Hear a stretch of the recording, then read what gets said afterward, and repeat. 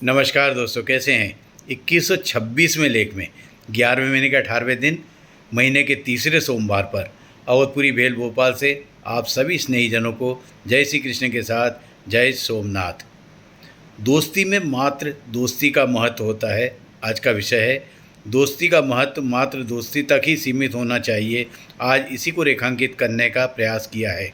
सतीश और विवेक एक ही क्लास में पढ़ते थे, उनमें गहरी दोस्ती थी। विवेक एक अमीर परिवार से था, जबकि सतीश का पारिवारिक परिवार कठिनाई से उसे पढ़ा रहा था। विवेक को सतीश की सब बातें अच्छी लगती थी, लेकिन एक बात से वह प्रायः क्रोधित रहता था। विवेक के साथ सतीश कई बार उसके घर गया, लेकिन सतीश उसे अपने घर ले जाने की बात पर हमेशा अनदेखा या टाल देता था। एक बार दोस्ती की कसम दिलाकर विवेक उसके साथ चल ही दिया। सतीश ना नहीं कह सका और विवेक को अपने घर ले गया। सतीश का छोटा सा घर शहर के बाहर खेतों में बना हुआ था, जहाँ उसके पिता दिन रात मेहनत कर सब्जियां उगाते थे।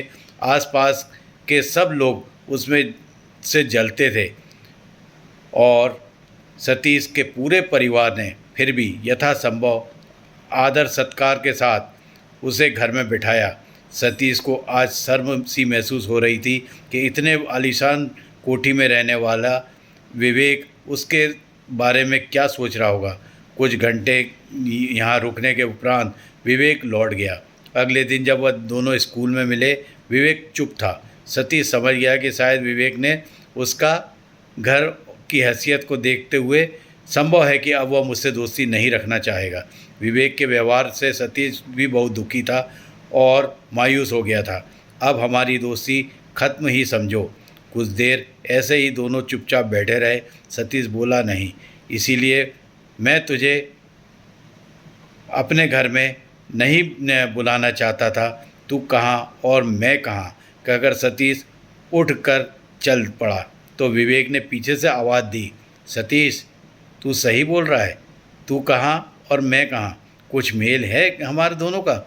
मेरे घर में एयर कंडीशन तो तेरे घर में सारे जहाँ की खुशी खुली हवा।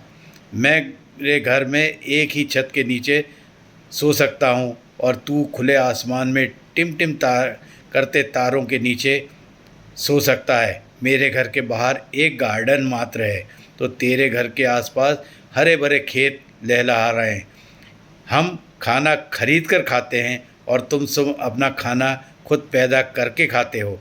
हमारी रक्षा के लिए चौकीदार खड़ा होता है और तुम्हारी रक्षा के लिए गांव के लोग एक दूसरे की दोस्ती के साथ सहायता करते हैं। सच में सतीश भाई, मुझे आज एहसास हो गया हम हमारी असलियत में कितने गरीब हैं। सोमवार की यह शुभकामना के साथ कहना है कि विवेक की आंखों में आंसू आ गए, जिसे आगे बढ़कर सतीश ने पूछा और दोनों ने एक दूसरे को गले लगा लिया। दोस्तों, दोस्ती में ऊंच नीच, अमीर गरीब, जात पात नहीं देखी जाती। आपके मित्र ने भी इसी धर्म को अपनाते हुए आप जैसे आदर्श दोस्तों को पाया है। आप सभी दोस्तों को नमन, वंदन, अभिनंदन के साथ जय सोमनाथ के उपरांत नमस्कार।